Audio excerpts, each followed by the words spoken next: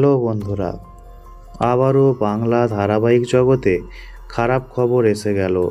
নতুন ধারাবাহিক দাদামণি সম্প্রচারের সময় ঘোষণা করে দেওয়া হয়েছে।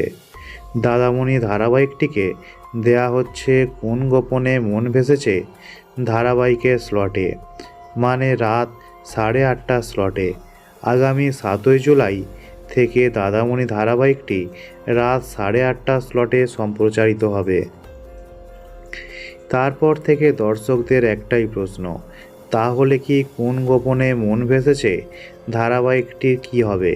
প্রথমে খবর পাওয়া গিয়েছিল যে কোন গোপনে মন ভেসেছে ধারাবাহিকটি নাকি শেষ হয়ে যাবে, কিন্তু একটি জনপ্রিয় সংবাদ মাধ্যম থেকে জানানো হয়েছে ধারাবাহিকটি এখন শেষ হবে না।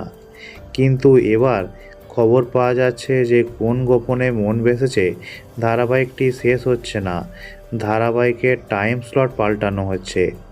এবার চ্যানেল থেকে অফিসিয়ালি সেই বিষয়টাই জানিয়ে দেওয়া হলো, অর্থাৎ আগামী 7ই জুলাই থেকে আপনারা রণজয় বিষ্ণু এবং শ্বেতা ভট্টাচার্যের কোন গোপনে মন ভেসেছে ধারাবাহিকটিকে রাত 9টা স্লটে দেখতে পাবেন, মানে মিত্তির বাড়ি ধারাবাহিকের স্লটে দেখতে পাবেন।